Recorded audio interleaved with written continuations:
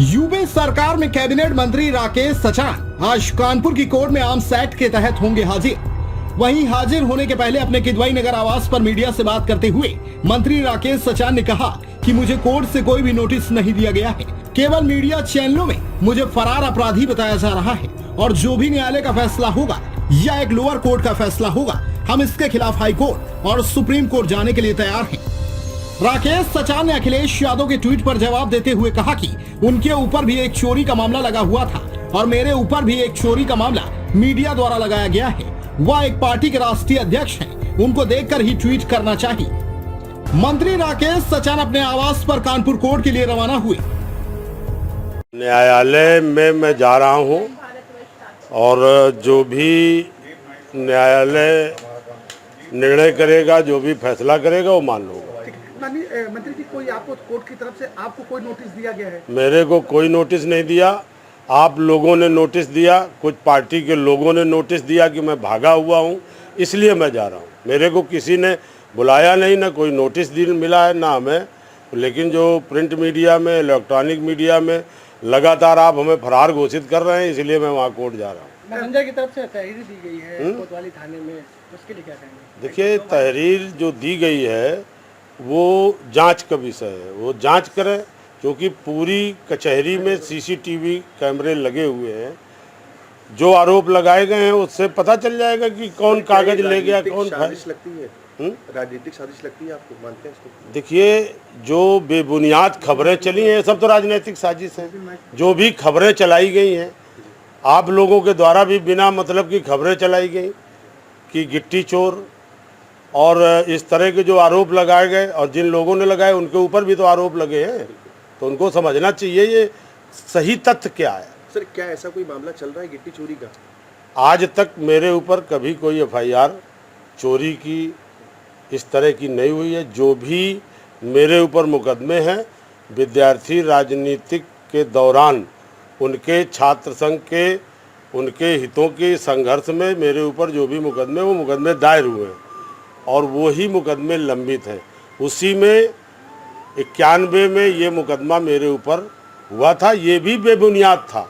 लाइसेंसी असलाह था, राइफल थी, आज भी मेरे पास है। वो मेरे नाना के नाम थी, वो गाड़ी में थे, लेकिन पुलिस इसमें वादी पुलिस थी, गवाही पुलिस ने दी। ये कोई भी सिंगल आदमी हमारे इस केस में बाहर का नहीं है, सब पुलिस केस था और बनाया हुआ था। उस समय पूर्व प्रधानमंत्री जो वीपी सिंह थे, इतनी बड़ी घटना के बाद वो आए थे मेरे से मिलने। मेरे को जेल से बुला कर के उर्सला में भर्ती कराया गया, वहाँ वो मिले हमसे, पूरी घटना की जानकारी ली। इसके बाद उन्होंने एक लोकसभा से जांच टीम गठित की, उसमें जो दोषी थे उनको सज़ा मिलने वाली थी, लेकिन उस समय सुभाषिनी अली जी यहाँ सांसद हैं, वो हैं, उन्होंने बैठा करके उन अधिकारियों से कहा कि अरे क्यों माफ़ कर दो, क्योंकि पूरी जिस तरह से मीडिया यहाँ है, इसी तरह से जब मेरे ऊपर कार्रवाई हो रही थी, पिटाई हो रही थी, तो पूरी मीडिया लगी थी और आप ही लोगों के सहयोग से उन अधिकारियों को सज़ा मिलने तक वो पहुँच गए थे। मंत्री जी, आज जो भी फैसला होगा कोर्ट में, जो भी डिसीजन होगा, क्या वो आपके द्वारा मान्य होगा? अरे भाई, न्यायपालिका सर्वोच्च है, न्यायालय जो फैसला देगा वो मान्य होगा और उसके लिए हम आगे की अदालतों में जाएंगे, क्योंकि ये लोअर का फैसला होगा। सेशन में जाएंगे, सेशन से ज़रूरत पड़ेगी हाई कोर्ट जाएंगे। सर, आज इसमें फैसला आना है या आज बहस होनी है? भाई, मैं 11 महीने बाद कोर्ट गया था। मेरे के वकील जो बताएगा, हम अगर कोई वाद लड़ते हैं तो हमारा वकील बताता है। वकील ने मेरे को बताया कि आज जिरह होनी है, आप 5 मिनट के लिए आ जाइए। जिरह में साहब कह रहे थे कि 5 मिनट के लिए उपस्थित रहना जरूरी है। मैं वकील की बात पर 5 मिनट के लिए गया। अब वहाँ बाद में क्या घटनाक्रम हुआ, वकील ने हमसे कहा आप जाइए, हम तारीख ले लेंगे, और हमने जिरह की एप्लीकेशन दे दी है डेट बढ़ाने की। तब मैं वकील के कहने पर वहाँ से चला आया। पूरे घटनाक्रम में आपकी और प्रदेश सरकार की छवि कहीं ना कहीं धूमिल होती नजर आई, इस पर क्या प्रतिक्रिया है? देखिए, छवि धूमिल की आप लोगों ने गलत सलत घटनाएं चला करके, आप सही तथ्य रखते, आर्म्स एक्ट का मुकदमा है, आप उसको चलाते, कोई दिक्कत नहीं थी। आपने गिट्टी चोरी और इस तरह के जो चलाए हैं, अब इस पे तो अभी ये पटाक्षेप हो जाएगा, तो उस पर तो हम लोगों देखेंगे, चिन्हित करेंगे। जिन लोगों ने इस तरह की बात की उन पे ज़रूरत पड़ेगी तो हम लोग भी ट्वीट किया था।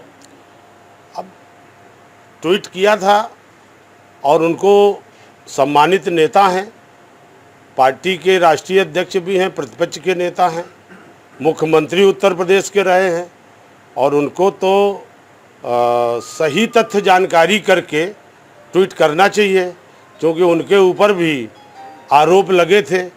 आपको मालूम है, हम उनको नहीं कहना चाहते थे, उनके ऊपर भी चोरी का एक आरोप लगा था।